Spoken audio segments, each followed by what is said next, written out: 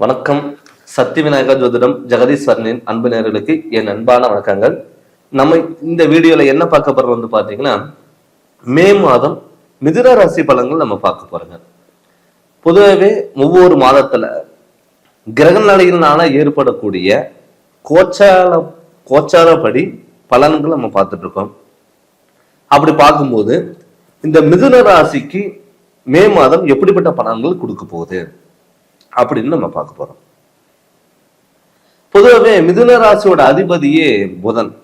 இந்த புதன் வந்து பாத்தீங்கன்னா யாரோட வீட்டுல இப்ப இருக்குன்னா, உங்க லாபஸ்தானத்துல 11ஆம் இடத்துல செவ்வாயோட வீட்டுல மேச ராசியில புதன் இருக்காரு. அது இந்த மே மாதத்துல வந்து பாத்தீங்கன்னா, மே மாதம் 14ஆம் தேதிக்கு வந்து பாத்தீங்கன்னா ரிஷப ராசியில இருந்த குரு பகவான், அதாவது உங்க ராசிக்கு 12ஆம் இடத்துல விரைய குருவா இருந்தவர் இப்ப வந்து ஜென்ம குருவா வரப்போறார். ஜென்ம குரு உங்க ராசிக்கு வரும் பொழுது குரு பகவான் உங்க ராசியில பகப்பெறார். உங்க ராசியில இருந்து 5ஆம் இடத்தையும் 7ஆம் இடத்தையும் 9ஆம் இடத்தையும் பார்க்கிறார். அப்படி பார்க்கும் பொழுது மிதுன ராசிக்கு இந்த வாய்ப்புகள் வந்து பாத்தீங்கன்னா கண்டிப்பா மே மாதம் உங்களுக்கு நல்ல பலன்கள் கண்டிப்பா கொடுக்கும். அது மட்டும் இல்லாம மீன ராசியில சுக்கிரன் வந்து பாத்தீங்கன்னா உச்சம் பெறாரு, சனி ஆல்ரெடி வந்திருக்காரு, ராகு பகவான் இருக்காரு. அதே மே மாதம் 29ஆம் தேதிக்கு மேல உங்க ராசிக்கு 10ஆம் இடத்துல இருந்த ராகு பகவான் 9ஆம் இடத்துக்கு போறார். உங்க குடும்பஸ்தானத்துல செவ்வாய் வந்து அங்க நிச்சயம் பெறாரு, அதாவது கடகத்துல. மே மாதம் 29ஆம் தேதி உங்க ராசிக்கு 4ஆம் இடத்துல இருந்த கேது பகவான் உங்க ராசிக்கு 3ஆம் இடத்துல கேது பகவான் வர்றாரு. இது வந்து பாத்தீங்கன்னா இந்த மாதத்தினுடைய கிரக நிலைகளோட அமைப்பு. இத அமைப்பு வச்சு நமக்கான பலன் வந்து பாத்தீங்கன்னா, மிதுன ராசிக்கு மே மாதம் உங்களுக்கு நல்ல மாற்றங்களும் புது விதமான ஒரு அனுபவமும் பொருளாதாரத்துல ஒரு திடீர் ஒரு அதிர்ஷ்ட வாய்ப்புகள் கண்டிப்பா கிடைக்கும். அதுக்கு காரணம் இப்ப உங்க ஜென்ம குரு வராரு. ஜென்ம குருவுக்கு வந்து பாத்தீங்கன்னா 5ஆம் இடத்துல பூர்வீகஸ்தானத்தை பாக்குறாரு.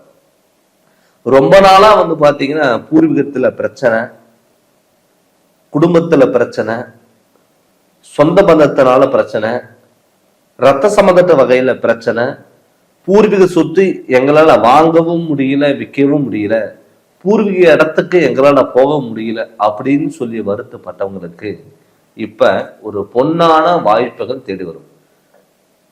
சார், ஒரு இடம் இருக்கு, நாங்க விற்கலாம்னு நினைக்கிறோம், ஆனா விற்கும் போது கடைசி டயத்துல எங்களால விற்க முடியாத சூழ்நிலையில் வந்துருச்சுங்க, எங்களுடைய சகோதரனே வந்து பாத்தீங்கன்னா எங்களுக்கு ஆப்போசிட்டா நிற்கிறாரு அப்படின்னு சொல்லி வருத்தப்பட்டவங்க இப்ப இந்த மே மாதம் 14ஆம் தேதி அன்னைக்கு அதுக்கப்புறம் உங்களுடைய வாழ்க்கையில பூர்வீக சொத்துனால ஏற்படக்கூடிய பாதிப்புகள் எல்லாமே விலகும். சொந்த பந்தங்கள் வந்து பாத்தீங்கன்னா ஒண்ணு சேருவாங்க. நமக்கெல்லாம் வந்து பாத்தீங்கன்னா சொந்த பந்தத்தினால பிரச்சனை, அக்கம் பக்கத்தினால பிரச்சனை, நண்பர்களால பிரச்சனை, உறவினர்களால பிரச்சனை அப்படின்னு சொல்லி வருத்தப்பட்டவங்களுக்கு எல்லாம் கட்டாயம் ஒரு இன்பமான சூழ்நிலையில் கண்டிப்பா உருவாகும். அது மட்டும் இல்லாம 5ஆம் இடத்தை குரு பார்க்கறதுனால புத்திர தோஷம், அதாவது கல்யாணம் பண்ணி ரொம்ப நாளா வந்து பாத்தீங்கன்னா குழந்தை பாக்கியம் இல்லை, நான் போகாத கோயிலும் இல்லை, பார்க்காத டாக்டரும் இல்லை அப்படின்னு சொல்லி நீங்க நினைச்சு ஃபாலோ பண்ணியிருப்பீங்க. ஆனா மாற்றங்கள் வந்திருக்காது. ஆனா உங்களுக்கான ஒரு குழந்தை பாக்கியம் அமைப்பு கண்டிப்பா இந்த மே மாதம் நிச்சயம் உங்களுக்கு வந்து ஒரு நல்ல செய்திகள் கண்டிப்பா வரும். நிறைய பேர் குழந்தை பிறந்து குழந்தைக்கு அடிக்கடிக்கு உடல் பாதல் தொந்தரவுகள் கொடுக்கும். ஒரு அலர்ஜி ப்ராப்ளம், ஒரு சளி காய்ச்சலை பிடிச்சு அவ்வளவு சீக்கிரம் குணமாகாது, என் உடம்புல ஏதாவது ஒரு தொந்தரவுகள் வந்துட்டு இருந்திருக்கும். அவங்களுக்கெல்லாம் வந்து பாத்தீங்கன்னா இந்த மே மாதத்துக்கு மேல உங்களுக்கு அந்த குழந்தை பாக்கியங்கிறது நிச்சயம் கிடைக்கும். அது மட்டும் இல்ல உங்க ராசிக்கு 7ஆம் இடத்தையும் குரு பார்க்கிறாரு. உங்க ராசிக்கு 7ஆம் இடத்துல குரு பார்க்கும் பொழுது திருமணம் ஆகாதவங்களுக்கெல்லாம் கட்டாயம் திருமணம் நடக்கக்கூடிய ஒரு அமைப்பா இந்த மாதம் உங்களுக்கு இருக்கும். நிறைய பேர்த்துக்கு வந்து பார்த்துட்டீங்கன்னா கல்யாண பேச்சு எடுத்தாவே பிரச்சனை. எப்பவுமே மிதுன ராசிக்காரங்க ஒரு அன்புக்கு அடிபணிஞ்சு போவாங்க. அதிகாரம் பண்ண அவங்க கிட்ட வேலை நடக்காது. நம்ம நினைச்சதெல்லாம் சாதிக்கணும், நினைச்சதெல்லாம் அடையணும், நம்ம எதிர்பார்த்த மாதிரி எல்லாமே அமையணும் அப்படின்னு சொல்லி ஒரு விருப்பப்பட்ட ஒரு ராசி எதுன்னா மிதுன ராசி. ஞானத்தின் உச்சம். ஏதாவது ஒரு திங்கிங், ஒரு செயல்கள் நீங்க ஈடுபட்டுட்டே தான் இருப்பீங்க, சும்மாவே நீங்க இருக்க மாட்டீங்க. அப்படி இருந்த ஒரு மிதுன ராசிக்காரங்க சில காலங்கள்ல வந்து பாத்தீங்கன்னா தடுமாற்றங்கள் பண்ணிருக்கும்.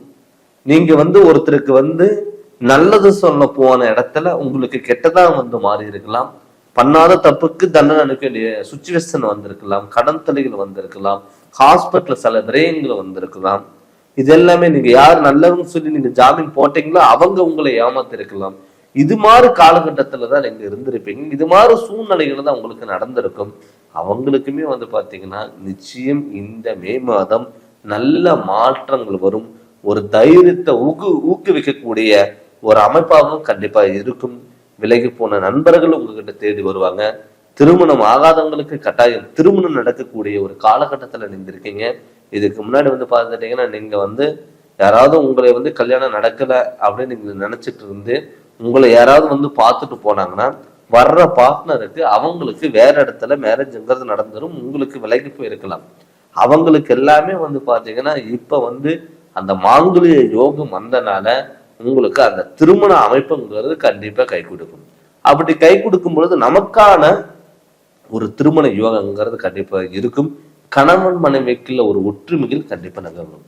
அது இல்லாம தொழில் மிதுனராசிக்கு பொறுத்தளவுல வந்து பார்த்துட்டீங்கன்னா இந்த அக்கௌண்ட் சம்மந்தப்பட்டது, கணக்கு வழக்கு சம்மந்தப்பட்டது, பேங்க் சம்மந்தப்பட்டது, நமக்கு தெரிஞ்ச விஷயங்கள் மற்றவங்களுக்கு சொல்லிக் கொடுக்கக்கூடிய ஒரு சம்மந்தப்பட்டதெல்லாம் வந்து பார்த்தீங்கன்னா மிதுனராசிக்காரங்க அதுல ஈடுபாடு அதிகமா இருக்கும். அவங்களுக்கு எல்லாம் வந்து பார்த்துட்டீங்கன்னா மேல் ப்ரொமோஷனுங்கிறது வரலாம். வெளியூர் பயணங்களால அவங்களுக்கு நல்லது நடக்கும். அதே மாதிரி வெளிநாட்டுல இருக்கிறவங்க ஒரு யூனிவர்ஸ்ல வந்து பார்த்துட்டு இருக்கிறவங்க எனக்கு விசா கிடைக்கல, எனக்கான ஒரு நிலையான தொழில் இல்லை, ஒரு ஒரு அடிப்படை தொழில தான் இருக்கு, எனக்கு சேலரி இன்க்ரிமெண்ட் இல்லை, நான் ரொம்ப நாளும் ஒரு இடத்துல ஒர்க் பண்ணிட்டு இருக்கேன் அப்படி நினைச்சவங்களுக்கு எல்லாம் வந்து பாத்தீங்கன்னா இப்ப இந்த காலகட்டத்துல வந்து பாத்தீங்கன்னா மிகப்பெரிய மாற்றங்கள் வரும். தொழில நல்ல முன்னேற்றங்கள் வரக்கூடிய ஒரு அமைப்பாகவும் கிரக நிலைகளோட அமைப்பு வந்து உங்களுக்கு மிதுன ராசிக்காரங்களுக்கு பொறுத்தளவுல ரொம்ப சூப்பரா இருக்குங்க. பட் இதை நீங்க முழுமையா பயன்படுத்திக்கோங்க. கிரக நிலைகளோட அமைப்புங்கிறது அருமையா இருக்கு இது. பட் உங்க சுய ஜாதகம் நல்லா இருந்ததுன்னா இன்னுமே உங்களுக்குங்கிறது சப்போர்ட்ங்கிறது கண்டிப்பா கிடைக்கும். உங்க சுய ஜாதகத்துல நடக்கக்கூடிய திசாபதிகள் எப்படி இருக்குன்னு பார்த்துட்டு அதனோட வழிகள் நீங்க போங்க. கண்டிப்பா உங்களுக்கு நல்ல மாற்றங்கள் வரும்.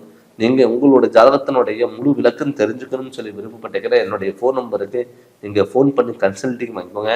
கண்டிப்பா உங்களுக்கு நல்ல விளக்கங்கிறத நான் தரேங்க. இந்த சேனல் நீங்க ஃபர்ஸ்ட் டைம் பார்க்குற மாதிரி தான் சப்ஸ்கிரைப் பண்ணுங்க, பெல் பட்டனை டச் பண்ணுங்க, உங்க நண்பர்களுக்கும் ஷேர் பண்ணுங்க. நன்றி, வணக்கம்.